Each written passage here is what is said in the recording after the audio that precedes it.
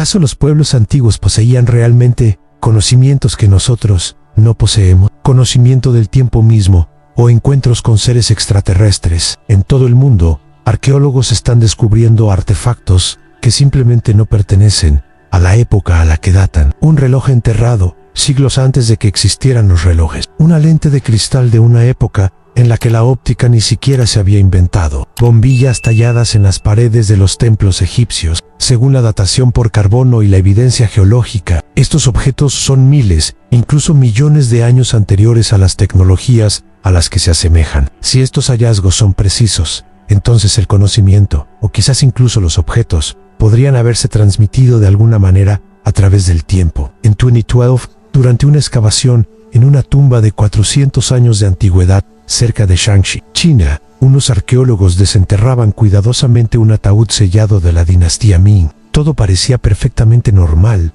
el tipo de excavación que habían realizado cientos de veces antes, hasta que uno de los investigadores limpió la suciedad de un pequeño objeto metálico enterrado junto a los restos. Al principio, pensaron que era solo un anillo, pero al limpiarlo, se quedaron paralizados. El diminuto objeto parecía exactamente igual a un reloj de pulsera moderno, con corona, perilla de cuerda, e incluso lo que parecía ser el grabado de la palabra Swiss. Aún más increíble, la hora en la esfera en miniatura estaba fijada en las 10:06. El descubrimiento fue rápidamente apodado el anillo del reloj suizo, pero según todos los registros conocidos, la dinastía Ming terminó en 1644, más de 2 siglos antes de que Suiza comenzara a producir relojes de pulsera. ¿Cómo era posible que algo así existiera dentro de una tumba sellada e intacta? La extraña apariencia del artefacto desató una oleada de teorías. Algunos sugirieron que se trataba de una broma o de contaminación,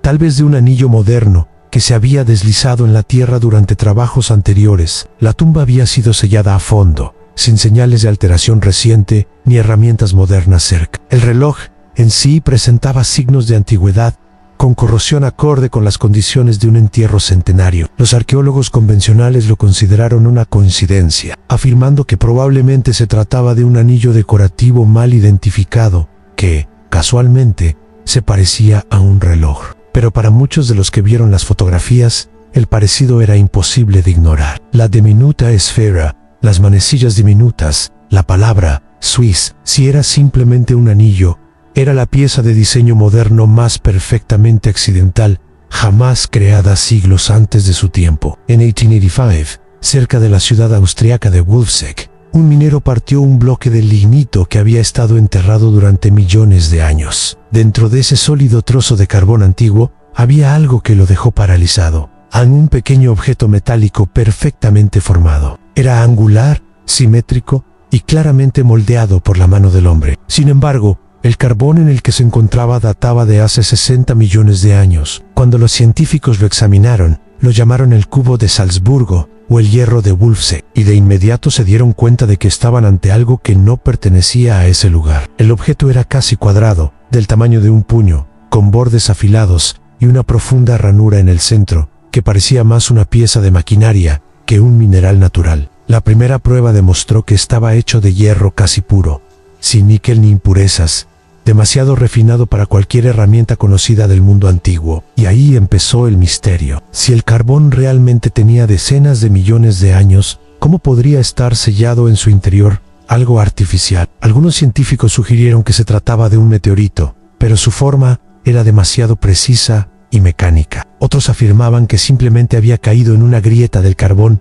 mucho después de formarse la capa, pero ni siquiera eso explicaba la profunda mineralización que cubría su superficie, que se asemejaba perfectamente a la roca circundante. Durante décadas, el cubo pasó de museo en museo, fue analizado, fotografiado y debatido. Nadie se ponía de acuerdo sobre su origen. En 1850, en las profundidades de las ruinas de Nimrod, la antigua capital asiria en el actual Irak, el arqueólogo británico Sir Austin Henry Layard descubrió algo que no pertenecía a su lugar. Entre cerámica rota y marfil tallado, encontró una pequeña pieza ovalada de cristal de roca, perfectamente tallada, pulida y ligeramente convexa. No se parecía en nada a los demás artefactos que lo rodeaban.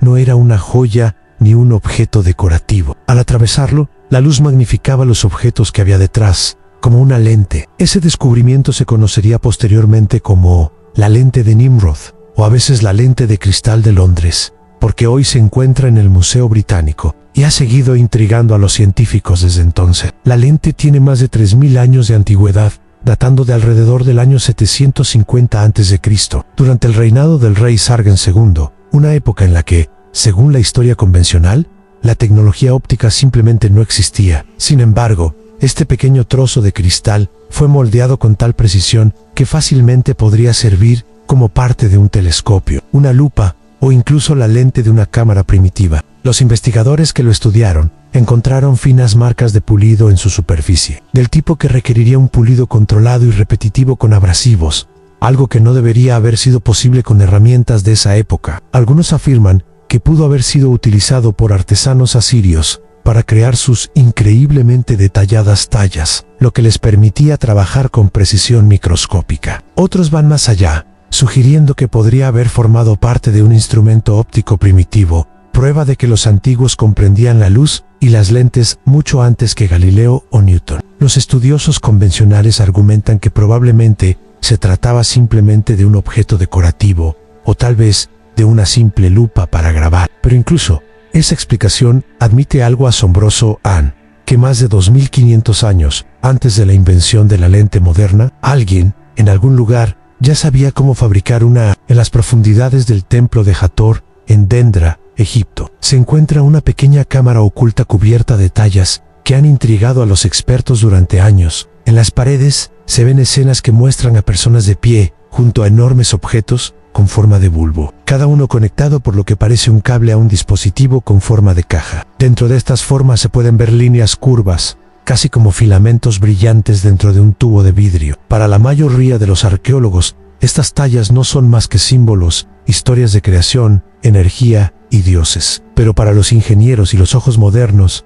las imágenes resultan demasiado familiares. Parecen bombillas de miles de años antes de que se supusiera siquiera que existía la electricidad. Esta idea, llamada teoría de la luz de Dendra, sugiere que tal vez los antiguos egipcios poseían algún tipo de conocimiento avanzado, tal vez una forma de crear luz sin fuego. Y aquí es donde se vuelve extraño. En las profundidades de los templos y tumbas de Egipto, las paredes están brillantes y limpias, sin humo, hollín ni marcas de quemaduras. Si usaban lámparas de aceite o antorchas, debería haber señales de fuego, pero no las hay. Entonces, ¿cómo tallaban y pintaban en las profundidades de estas cámaras oscuras? Esta pregunta nunca ha sido respondida. Los egiptólogos tradicionales afirman que las tallas solo muestran al dios Harsampos emergiendo de una flor de loto, y que la serpiente dentro del bulbo representa la energía y la vida. Pero para muchos que han visto la cámara en persona, es difícil desprenderse de la sensación de que estas tallas podrían estar mostrando algo real, algo que el mundo antiguo alguna vez entendió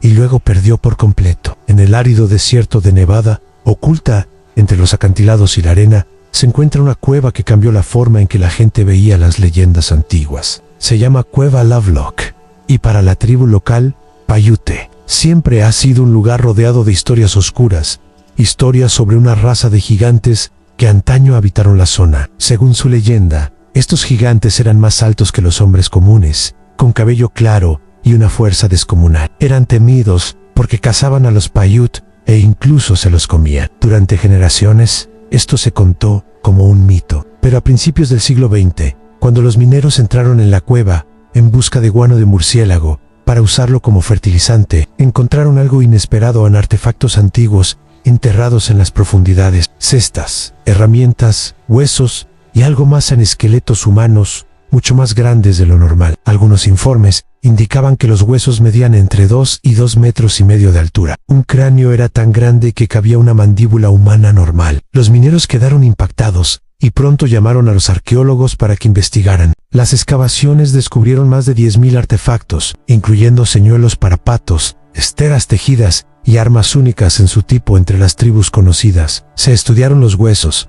y aunque muchos científicos afirmaron que provenían de humanos comunes, los periódicos locales seguían informando de un detalle extraño. El cabello encontrado en la cueva no era negro como el de las tribus nativas, sino rojo o castaño rojizo. Ese detalle coincidía exactamente con lo que los ancianos Paiute siempre habían dicho, que los gigantes eran pelirrojos y vivían en las cuevas, hasta que las tribus finalmente los atraparon y los quemaron en su interior. Canel Timpo, la mayoría de los huesos grandes, desaparecieron en colecciones privadas y depósitos de museos, y los informes oficiales minimizaron discretamente las afirmaciones sobre los gigantes. Pero para muchos, la cueva Lovelock sigue siendo una prueba de que las leyendas antiguas podrían contener más verdad de la que jamás hemos estado dispuestos a creer.